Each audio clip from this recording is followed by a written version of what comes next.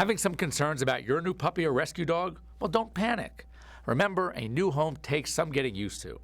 The first few days may require some adjustments from you and your new dog. It's a shock for your new pet, especially a puppy, to be without his mother and littermates. So from the very beginning, you want to make him feel as wanted as possible.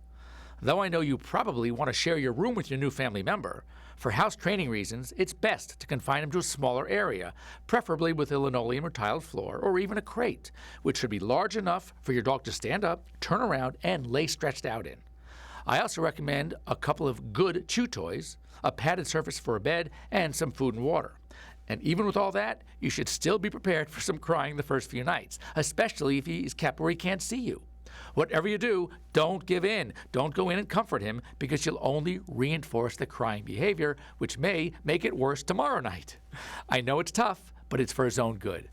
Also, try not to spoil him by constantly picking him up and carrying him around.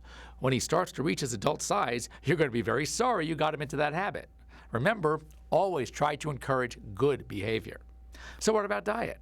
It's recommended, at least for the first few days, to feed your dog the same type and amount of food he was being fed at the breeder or the shelter. Changing the diet abruptly can lead to intestinal problems like diarrhea. I like feeding puppies less than 12 weeks of age 3 times a day, and after that, you could drop down to a twice-a-day feedings. It's important to monitor a new pet as carefully as you can in the beginning. Watch for problems like depression, lethargy, coughing or sneezing, loss of appetite, vomiting, diarrhea, or anything else that just doesn't seem quite right. The stress of a new home can freak pets out a little, which can make them more susceptible to disease. If you notice any abnormal behavior or problems, make sure to call your veterinarian right away. As far as vaccinations are concerned, it's important to know when the last vaccines were administered and how old your new furry canine was at that time. Generally, puppies receive vaccines in a series, usually beginning at about 8 weeks of age and continuing at about 4-week intervals until they're around 16 weeks of age. Older dogs with no known vaccine history usually need a series of just 2 vaccines 3 to 4 weeks apart.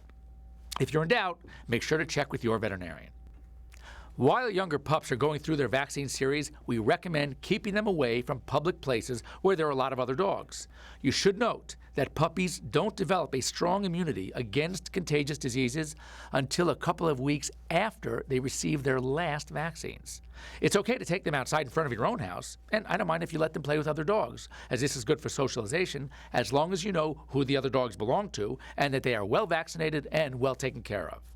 We also highly recommend having your new dog stool checked for parasites as soon as possible. Some of these infections can be serious if left unchecked and untreated, and though most are not that serious, some can even pose a health threat to you and your family. If you recently adopted a new dog or a puppy, congratulations, you're in for a real treat. There's a lot to know, so make sure to ask your veterinarian a lot of questions. Good luck! For Pet Care TV, I'm Dr. Jeff Werber.